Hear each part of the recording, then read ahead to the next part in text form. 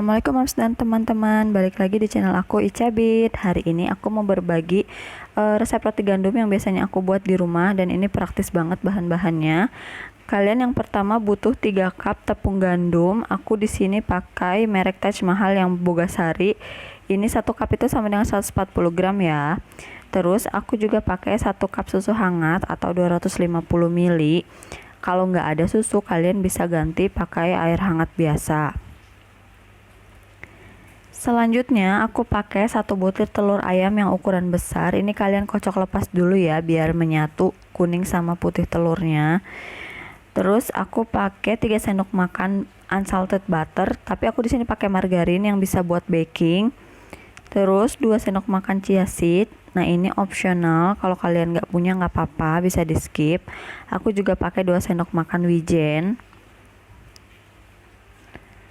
Nah untuk pemanisnya di sini aku pakai madu 2 sendok makan, tapi kalau kalian nggak mau pakai madu, kalian bisa ganti pakai gula sama 2 sendok makan. Terus aku di sini pakai 2/4 sendok teh ragi, dan ini aku pakai kira-kira setengah sendok teh garam. Itu aja bahannya. Kita next ya ke pembuatannya. Nah ini pertama kalian tuh siapin dulu ya wadah yang besar.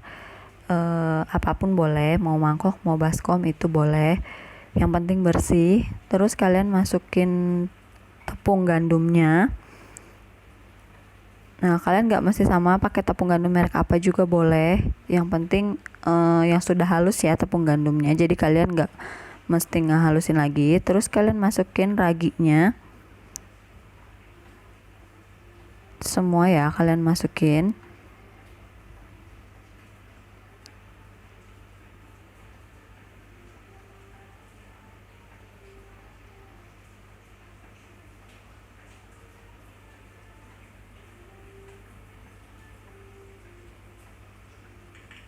Nah, yang selanjutnya kalian bisa masukin biji-bijian yang kalian punya. Di sini aku masukin chia seed.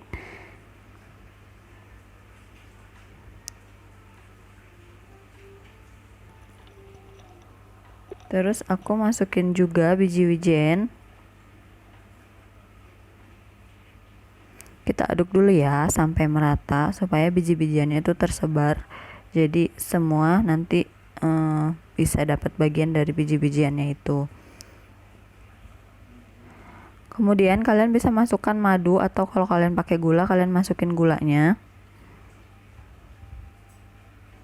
Kalau misalkan kalian mau agak manis, kalian bisa tambahin lagi madunya itu sekitar 2 sendok makan lagi, jadi totalnya 4 sendok makan ya. Kalau ini aku bikin nggak begitu manis, jadi cukup 2 sendok makan aja.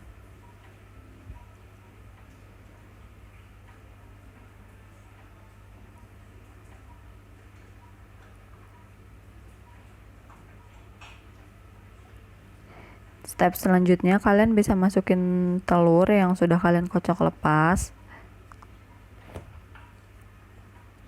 Kalian aduk dulu ya supaya tepung dan telurnya itu bisa menyatu.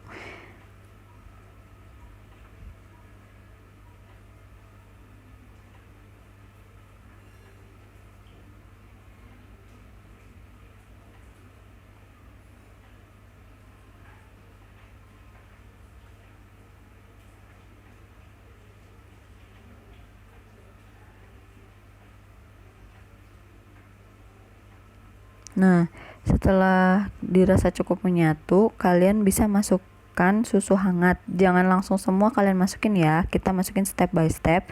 Di sini aku bagi jadi 3 bagian. Jadi setelah kalian tuang, kalian bisa aduk lagi, nanti kalian tuang lagi, begitu seterusnya.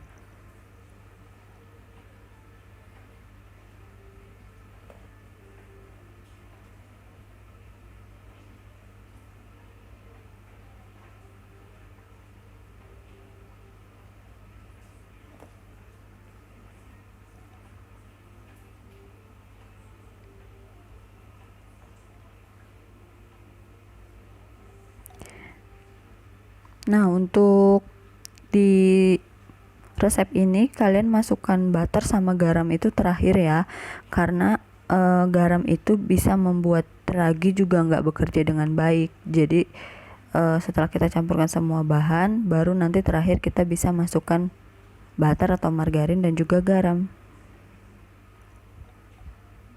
Nah, ini kalian uleni adonannya ya sampai semua tercampur rata. Pelan-pelan aja, sabar.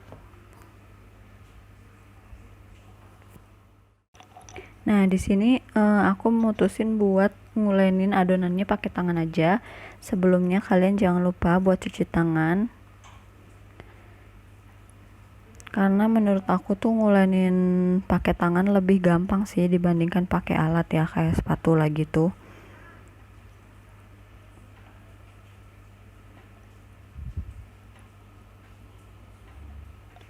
Kalian pelan-pelan ya ulenin sampai semuanya benar-benar tercampur dan adonannya tuh nggak nempel lagi gitu loh di mangkok atau baskom yang kalian pakai.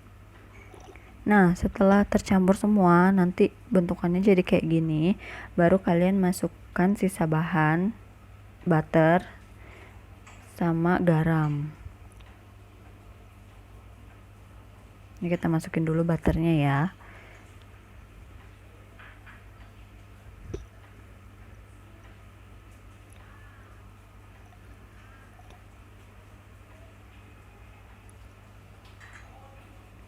Nah, kita masukkan garam.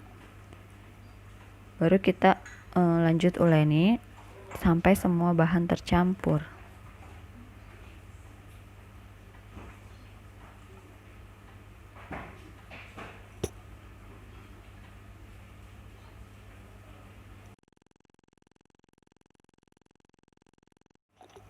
Nah, setelah semuanya tercampur, nanti penampakannya kayak gini. Ini aku nggak pakai teknik ulenin yang sampai dibanting-banting gitu ya, cuma ulenin ringan aja.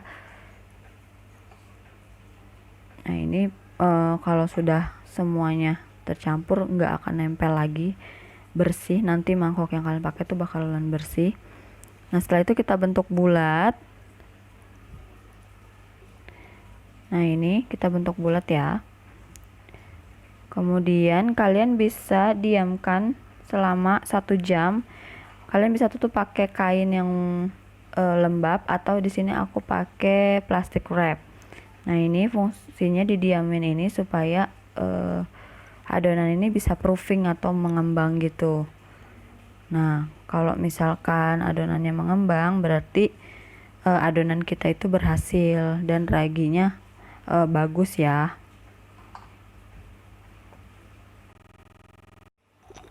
Nah, ini penampakannya kalau dia udah di proofing atau didiamin selama 1 jam, dia bakal ngembang 2 kali lipat adonan yang awal tadi. Nah, ini kita bisa buka. Terus kita kempesin adonannya ya dengan kita tekan.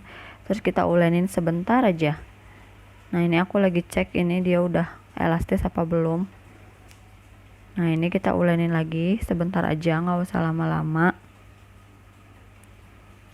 Nah, setelah diulenin, kalian bisa bentuk sesuai dengan loyang yang kalian pakai ya. Di sini aku pakainya loyang loaf bread, jadi bukan loyang roti tawar. Jadi aku bentuk-bentuk kayak gini, agak bulat, lonjong gitu, supaya sesuai dengan loyang yang aku pakai. Nah, setelah itu kita bisa atur di loyang kayak gini. Kalian bisa sesuaikan sesuai selera kalian. Nah, untuk resep roti gandum ini kalian butuh proofing atau ngembangin adonan itu 2 kali. Ini aku mau ngembangin yang kedua kalinya itu selama 45 menit. Ini aku masukin aja ke dalam oven ya. Tapi ovennya nggak dinyalain karena oven itu lembab, jadi nanti adonannya tuh ngembangnya bagus. Oke, nah ini setelah di proofing kedua kalinya, adonannya tuh bakal ngembang lebih tinggi lagi. Nah, setelah ini baru kalian bisa panggang. Aku di sini mau panggang pakai api atas bawah dengan suhu 180 derajat Celcius kurang lebih selama 30 menit. Tapi sebelum kalian panggang, kalian harus preheat dulu oven kalian ya selama kurang lebih 10 menit. Nah, ini hasilnya Mams setelah dipanggang kurang lebih selama 30 menit. Karena kita pakai bahannya itu 100% tepung gandum, jadi teksturnya itu nggak akan sama kayak roti gandum yang kalian temuin di pasaran ya. Kalau itu kalian bisa lihat deh indeks gizi atau komposisinya itu mereka masih pakai tepung terigu gitu loh. Nah, kalau pakai tepung gandum 100% ini teksturnya akan padat kayak gini. Dan itu yang bikin kita bakal kenyang lebih lama walaupun konsumsinya cuma sepotong atau 2 potong roti aja. Nah ini mams, biasanya rotinya cuma aku potong tipis-tipis kayak gini aja. Nanti aku bagi dua, untuk yang aku mau makan langsung tuh aku simpen di kontainer gini. Selebihnya aku bisa simpan di plastik clip gitu, nanti aku masukin ke freezer. Nah untuk penyajiannya sendiri, roti ini tuh bisa kalian panggang tanpa mentega di atas teflon aja sampai agak garing. Baru nanti kalian tambahin topping madu atau peanut butter, itu udah enak banget. Oke deh, sampai sini aja resep yang mau aku sharing kali ini. Semoga kalian bisa recook juga ya di rumah. Jangan lupa sebelum close videonya, kalian bisa tekan tombol subscribe dan nyalakan lonceng notifikasinya supaya kalian gak ketinggalan video dari aku. Terima kasih mams. Assalamualaikum.